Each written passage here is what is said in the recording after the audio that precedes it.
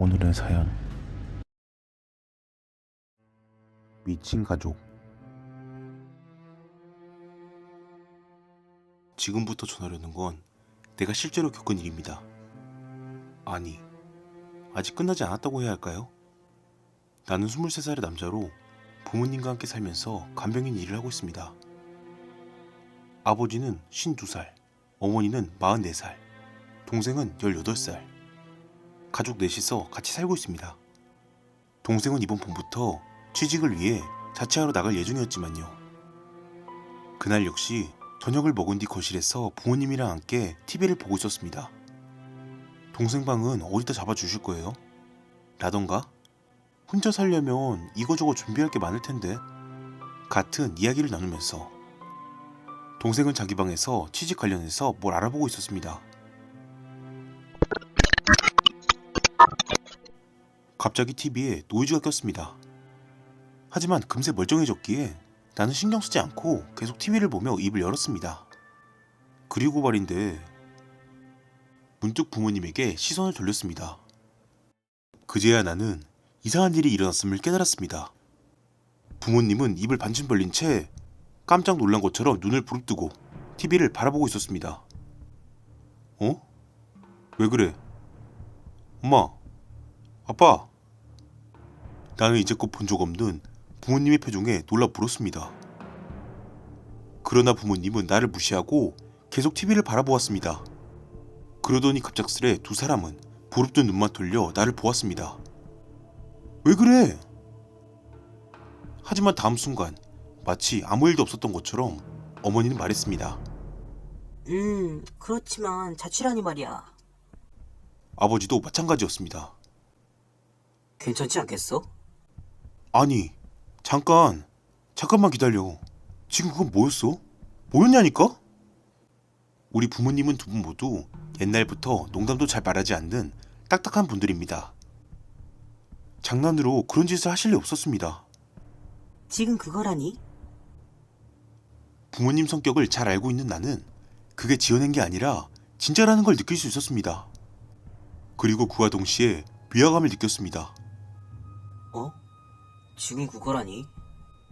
아버지가 물었습니다. 그리고 두 분 모두 의아한 표정만 짓고 있었습니다. 아니, 아무것도 아니야. 나는 웅얼거리며 고개를 떨궜습니다. 그런데 당신은 언제 죽을 거야? 어? 나는 당황해서 다시 고개를 들었습니다. 어머니께서 대답하셨습니다. 그러네, 그 이야기도 해야겠다. 언제로 하지? 자살이 좋을까, 사고가 좋을까?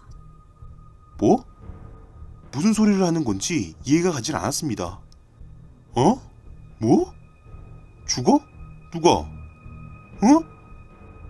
완전 횡설수설하고 있었죠. 하지만 부모님은 저는 신경도 안 쓰고 이야기를 이어갔습니다. 나도 그동안 계속 기다리고 있었다고. 이제 딱 좋은 거 같네. 도와줄 테니 걱정 말아요. 부모님은 더욱 담담하게 이야기를 이어갔습니다. 목을 매달면 뒤처리가 어렵다느니, 수면제가 좋다느니, 뛰어내리다 도중에 기절하면 아프지 않다느니, 마치 그걸 다 체험해보기라도 했다는 듯이요. 그런 이야기를 나누면서 뭐가 재밌는 것인지 웃기까지 했습니다. 자, 잠깐만. 아까부터 도대체 무슨 소리를 하고 있는 거야? 분명히 이상한 부모님의 모습을 보고 불안과 무서움에 그만 난 소리를 지르고 말았습니다. 부모님이 동시에 나를 바라봅니다. 부모님의 눈동자는 양쪽 모두 반대 방향을 향해 치켜든 채였습니다. 죽어. 시선은 어딜 바라보는지 알 수 없었지만 얼굴만은 나를 향하고 있었습니다. 그런 꼴을 하고 망가진 로봇처럼 죽으라는 말만 반복하고 있었습니다. 나는 도저히 버틸 수가 없어 동생 방으로 도망쳤습니다. 문을 박차고 들어가니 동생이 깜짝 놀라 기겁했습니다. 으악! 깜짝 놀랐잖아. 동생은 책상에 앉아 소리를 쓰고 있었습니다. 그게 말이야. 아버지랑 어머니가 눈동자가 반대로 죽으라고 말하고 막. 그 전에 TV 노이즈가. 무슨 소리를 하고 있는 거야? 하나도 모르겠잖아. 나 스스로도 내가 무슨 소리를 하고 있는지 몰랐으니까요. 지금 무슨 일이 일어난 건지 나조차도 이해할 수 없었습니다.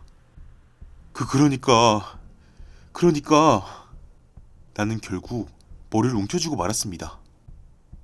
아이씨, 아무튼 부모님 이상해. 문득 눈을 들어 동생을 봤습니다. 동생은 입을 반쯤 벌린 채 눈을 부릅뜨고 있었습니다. 부모님이 이상해진 데 이어 동생까지. 서서히 동생의 눈동자가 반대 방향으로 향하는 걸 보고 나는 현관을 향해 달렸습니다. 뭐야 이게? 도대체 뭐냐고? 현관에서 밖으로 나가기 직전 슬쩍 시야에 거실이 들어옵니다. 부모님이 나를 바라보며 서 있었습니다. 여전히 눈동자는 반대 방향을 향한 채. 전속력으로 사람이 많은 대로까지 달려 나왔습니다. 그 후 조금 안정을 찾고 휴대폰으로 혼자 사는 직장 선배에게 사정을 이야기하고 선배네 집으로 갔습니다. 선배는 영능력이 있는 사람이기에 보통 사람은 믿어주지 않을 내 이야기를 진지하게 들어줬습니다. 그러냐? 좋아. 내일 아는 절에 가서 어떻게든 조치를 취하자. 오늘은 우선 푹 쉬어. 너 얼굴이 장난이 아니다. 그날은 선배네 집에서 묵었습니다. 다음날 선배는 야근이고 난 휴일이었습니다. 아침 6시 선배네 집에서 30분 거리에 있는 절에 가 거기 주지스님에게 어젯밤 일을 이야기했습니다. 주지스님은 내 얼굴을 보고 걱정스러운 듯 말하셨습니다. 알겠습니다. 큰일이셨군요. 얼굴이 초췌하십니다. 그 후 그대로 돌아가면 안 된다는 말에 나는 선배와 주지스님을 데리고 집에 돌아왔습니다. 집안은 지옥이었습니다. 아버지는 양팔, 양다리에서 피를 질질 흘리면서 거실과 복도를 걷고 있었습니다. 거실 구석에는 피가 묻은 식칼이 몇 자루 버려져 있었습니다. 앞으로 2번 왕복하면 오른쪽 다리 혈관을, 앞으로 3번 왕복하면 팔뚝 혈관을. 중얼중얼 혼잣말을 되뇌이고 있었습니다. 어머니는 목욕탕에 있었습니다. 물이 가득한 욕조에 스스로의 머리를 잡고 수저 넣었다가 뺐다를 반복하고 있었습니다.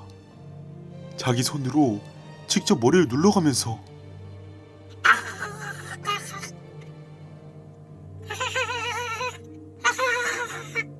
죽어, 니놈, 죽어, 니놈, 죽어, 니놈. 동생은 책상에서 글자를 쓰고 있었습니다. 다만 손에는 커터칼을 들고 있었고 책상 위에는 거울이 있었습니다. 카미타씨, 남을 다쳐. 집 주소를 몸에 새기고 있었습니다. 나는 무서워 엉엉 울었습니다. 그 후 3명 모두 주지스님과 다른 절에서 도와주러 오신 스님 덕에 정신을 차릴 수 있었습니다. 주지스님이 들려준 바에 따르면 가족들이 그렇게 되어버린 건 선조에게 원인이 있다고 합니다. 사극에서 종종 후손까지 저주해주마 라고 말하는 그런 거라고요. 게다가 조져는 방법도 잔혹해서 그냥 죽이는 게 아니라 가족에게 빙의해 천천히 시간을 들여 올가매는 방법이라는 것이었습니다. 다만 조주하는 족도 그리 쉬운 일은 아니었을 거랍니다.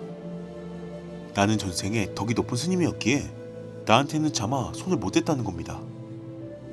태어났을 때부터 계속 그런 상황이 이어지니 참다 못해 가족에게 손을 넓혀 압박을 가해왔다고 합니다. 지금은 아무 일 없이 지내고 있습니다. 다만 아버지와 동생 몸에는 아직도 상처가 남아있어 아버지와 같이 모이려도 가면 늘 우울해지곤 합니다.